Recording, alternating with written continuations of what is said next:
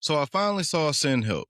And no, I'm not asking for it, even though maybe after watching this movie, I may need a little therapy. Sam Raimi is finally back in his R-rated splat-stick bag, and he brought Dylan O'Brien along for a ride this time. That's the guy from the Maze Runner films, if you've seen those. And he brought him along to be the ultimate corporate punchline. We've seen the whole stranded on an island trope a million times, but this time is different. They take that survivor energy and they curl it into something way nastier. Usually when these movies try to tackle the whole toxic workplace environment, it's just dry drama. But no, Sam Raimi said, fuck it. Let's crash a jet into the ocean and let's see how long the CEO lasts on an island with the woman that he just passed over for a promotion. It's mean, it's messy, and it's honestly a really good film. I thought this film really worked because it's basically Castaway, but only if it was directed by somebody who enjoys watching people suffer for a laugh. Rachel McAdams plays Linda. She's a corporate strategist, I believe, for her firm, and she's basically the literal backbone for the entire place. And Dylan O'Brien, he plays Bradley, who is basically a Nepo baby boss who treats everybody, and especially her, like human furniture. The drama in this film isn't about them trying to survive or collect coconuts or anything like that. It's the brutal psychological warfare that takes place. Once they crash and the power dynamic shifts, it really doesn't shift. It does a damn backflip. You know, Bradley, he's this snobby guy who gets everything that he wants, but now he has a mangled leg and zero survival skills. And the only person that he has to depend on is the woman that he marginalized earlier. Now, I will admit that watching Linda help him and basically tighten the leash around his neck at the same time is where this film for me really kind of finds its pulse. It's honestly a slow burn, but it's a slow burn in the way that is good. Because all the while we're rooting for Linda almost as a hero, but she's honestly just as unhinged as the entire system that broke her to begin with. But before we get into that mansion twist that was a little shit moment for me, if you're into these deep dives that expose the dark side of those good for her cinema, hit the subscribe button. We're going to be out here making sure that your watch list stays top tier. So with that being said, there will be some spoilers coming up. So this is your spoiler warning right here. So like I said, the movie starts off basically in the office, introducing some basically our key players and showing us how Linda gets fucked over, etc., and all that stuff like that. It shows us how Linda gets fucked over in her everyday life, and it establishes basically that she's on the bottom of the totem pole, even though she was promised that she was going to be next in line for a promotion. But they also plant the seeds early as well, because they make sure to let us know that Linda is a huge fan of Survivor.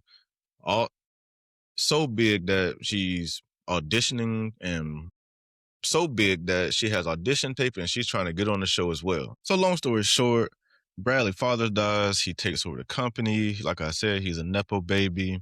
He gives his best friend in the company the promotion over Linda. It pisses her off, but she storms into his office, blah, blah, blah. And this all leads to them getting on a jet together, because he basically tells her, come to this meeting in Thailand with me and prove yourself, and we'll see what happens from there. So the jet crashes into the ocean, killing everybody except for those two. And let me tell you, when a plane goes down, it's not just, it just plops down into the ocean and then it's over. It's funny, it's people hanging outside the plane, banging against the windows, and it's honestly kind of hilarious. And you can't recreate it. Like, you have to see it to know. If you know, you know. It's really pretty funny. But like I said, Linda and Bradley are going to survive. We know that already from the trailers and all the promotional material. Once we get to the island, though, this is where the drama kind of peaks. Linda knows that she knows how to kind of survive around this island, or so we think. And Bradley's all beat up and messed up. And she honestly does save him and kind of nurse him back to life. But it's funny because he really thinks that his boss persona still is going to work here. So, he pisses her off a few times. They have a few headbutt sessions or whatever the case may be, but they actually kind of get along, or so we think. But outside of Linda building a shelter and, catching all their food or whatever the case may be, the film does a good job of establishing this forbidden zone, and And she tells Bradley about this forbidden zone that is on the other side of the island. It's marked with an X, and we can't go there because all these poisonous vines, etc., etc., etc. But in reality, we see that she doesn't want him to go there because she just saw somebody with a boat over there. It's at this point in the film you actually start to wonder, like, is she protecting him or is she really gaslighting him? So this is where the film kind of loses a half star for me. The second act really starts to drag a little bit. But then it finally hits that moment in the film where you're like, oh, somebody actually found them. They may be getting ready to get saved, and maybe the film is approaching its end, or, maybe this is his climax moment. And of all people to find him is Zuri, Bradley's fiance, who we meet earlier. But she's not alone. She's along with a boat pilot, but not the same boat that we saw earlier. She's along with a boat pilot, and they've been looking for him. She didn't give up on him and all that good stuff like that. But then the craziest thing happens. Linda, who's supposed to be our protagonist, lures these two people to a cliff, all for them to fall to their deaths accidentally, she says. But if you didn't know before, it's definitely in this moment right here where you definitely realize that Linda is not interested in any type of rescue at all. And let's talk about the ending. Because the ending may actually, by the time we get to the end of the year, it may be one of those shock of the year moments as far as the ending of a movie. After Bradley finds his dead fiance and confronts Linda and chases her through the woods and all that stuff like that, he makes it past the poison vines area, and what does he find? A mansion on a cliff. A fully stocked luxury mansion, may I add. Everything in here, including security, that we'd learn was disabled by Linda because she found this place, and they didn't show us this part earlier either. She found this place a lot earlier because while we all thought that she was out here playing Survivor, the whole time she's probably been living in this mansion, living it up, and having him out here on this beach actually playing Survivor and pretending the entire time. Yeah, she built the shelters and stuff like that, but all in all, she didn't really survive anything because she had showers. No wonder she looked clean so much. And it's funny how he called her out a couple times about, hey, where have you been?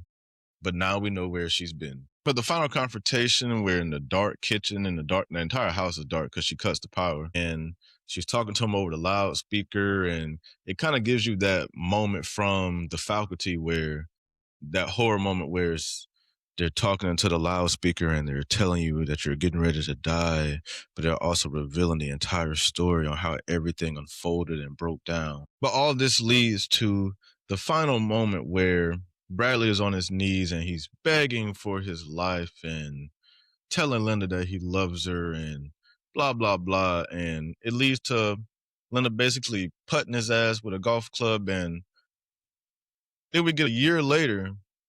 Now she's this hero and this survivor, a real life survivor. And now she's living it up, about to write a book. She's got money now. She's living her best life. So like I said earlier, she was supposed to be our protagonist, I thought.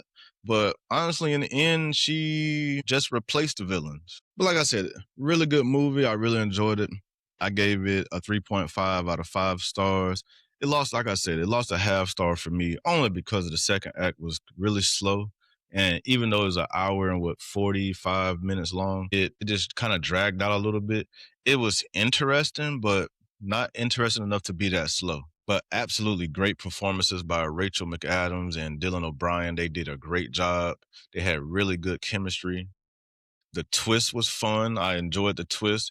The ending was still kind of lackluster to me. I thought they were building towards a different type of ending, but it was fun. It was good. It was the entire movie is an original concept, so we should be praising these original concepts. So I did really enjoy that.